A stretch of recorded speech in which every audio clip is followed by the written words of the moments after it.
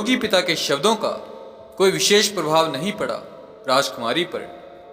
बस 2-4 दिन वह गोस्वामी के पास नहीं गई, मगर उसके बाद ही फिर शुरू हो गई प्रणय लीला। एक पूरे साल तक कोई व्यवधान नहीं आया।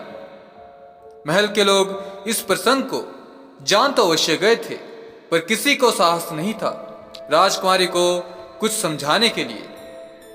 फिर दीपावली आई। समारोह का आयोजन हुआ।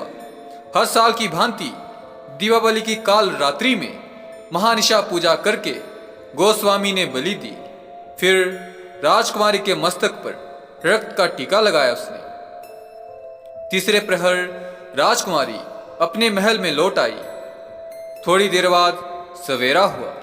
प्रातःकाल पूजा आरती करने के लिए रोज मंदिर को धोया पोछा जाता था। उसी दिन सवेरे जब परिचारक राम प्रसाद सफाई करने के लिए पहुंचा तो मंदिर के भीतर घुसते ही उसके मुंह से चीख निकल गई और बेहोश होकर वहीं लुढ़क गया फर्श पर। राम प्रसाद की चीख सुनकर और बहुत से लोग वहां पहुंच गए। राजकुमारी भी आई। सबने विस्मय विस्फारित आंखों से देखा। गोस्वामी के दोनों हाथ पीछे की ओर रस्सी से बंधे हुए थे। वह पेट केवल जमीन पर पड़ा था और उसकी गर्दन कटी हुई थी। उसका रक्त रंजित मुंड चांदी की थाली में मां महामाया के सामने रखा हुआ था। चारों ओर खून ही खून फैला हुआ था। उस लोमहर्षक दृश्य को देखकर राजकुमारी एक बारगी स्तब्ध रह गई। काफी देर तक वह पत्थर की मूर्ति की तरह खड़ी ताकती रही। फिर हाहाकार करती हुई कटे वृक्ष की भांति भरभराकर गिर पड़ी। कैसे हो गई अनहोनी? गोस्वामी की बलि किसने दी थी? आखिर क्यों? इन तमाम प्रश्नों का उत्तर कोई नहीं जानता था। सब सहमे सहमे से अटकलें लगा रहे थे। तभी लाल बहादुर दौड़ा दौड़ा आया, वहां हाँफते हुए। उसने बताया कि संग्रहालय के फर्श पर जगह जगह खून लगा है, जैसे किसी के पैरों को धब्बे हों। लोग यह सुनते ही चौंक पड़े। जाकर देखा तो सचमुच संग्रहालय के फर्श पर खून से सने पैरों के बिल्कुल स्पष्ट निशान थे, जैसे कोई बाहर से आया हो। उन पदचिन्हों को देखते हुए सब कांच के संदूक के पास पहुंचे तो मुंह से चीख निकल गई। सबने देखा पदचिन्ह वहीं समाप्त हो गए थे और संदूक में रखी लाश के हाथों में भी ताजा खून लगा था। सारा रहस्य समझते देर न लगी। अपने मृत शरीर में प्रवेश कर तारानाथ भट्टाचार्य महाशय ने ही गोस्वामी की बलि दे दी थी मां महामाया के चरणों में। बाद में लाल बहादुर ने बतलाया कि आधी रात के समय उसने एक आर्तनाद भी सुना था, मगर वह नींद में था, इसलिए ध्यान नहीं दिया। निश्चय ही वह चीख गोस्वामी की रही होगी। यह रहस्यमय अलौकिक वृतांत सुनकर पल भर के लिए स्तब्ध रह गया मैं। फिर उत्सुकता से रश्मिवाला से पूछा, फिर क्या हुआ?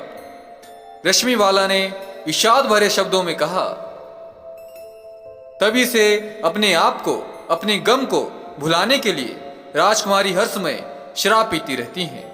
कभी कभी मन की व्यथा आंसू बनकर बहने लगती है। वह मंदिर में जाकर मां के सामने रोने बिलखने लगती है। वातावरण कुछ बोझिल सा हो उठा। रश्मिवाला कुछ देर तक चुप बैठी रही, फिर उठकर धीरे धीरे कमरे से बाहर निकल गई।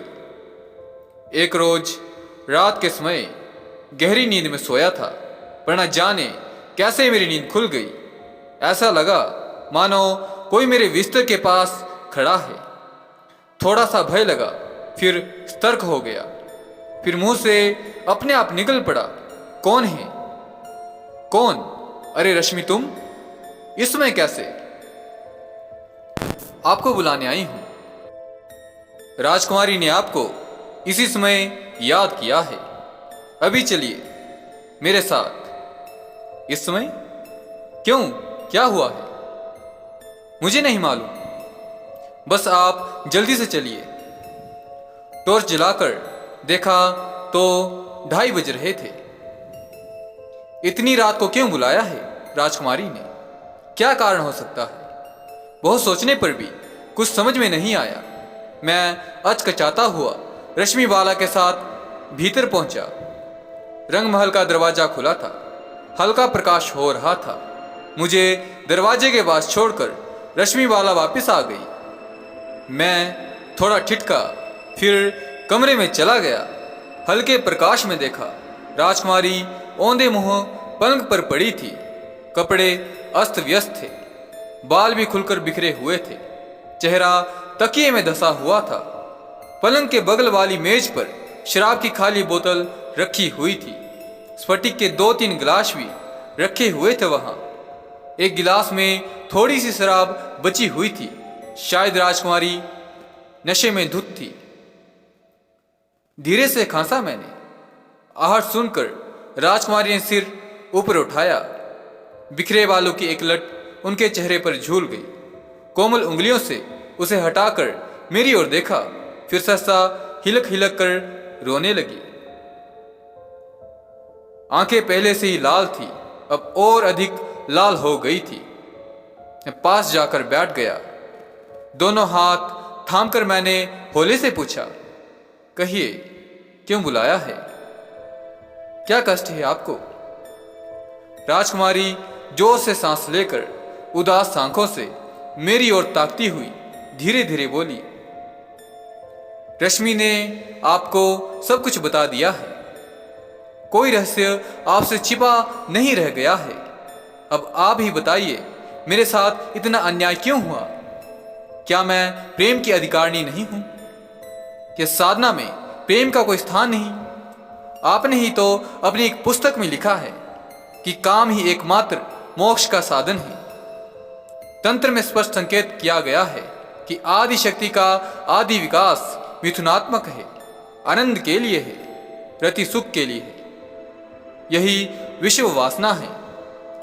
काम जिस वेग से, जिस मार्ग से अपने आप को अभिव्यक्त करता है, वही ऐषणा है। यदि वह वासना के मार्ग में अभिव्यक्त है तो उसे भोगेष्टा ही कहेंगे। यदि वह साधना के मार्ग पर अभिव्यक्त है तो उसे मोक्षेषणा ही कहा जाएगा।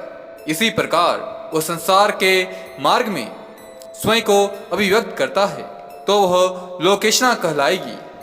सारे लौकिक, पारालौकिक नियम तथा सामाजिक संबंध काम शक्ति प्रधान है।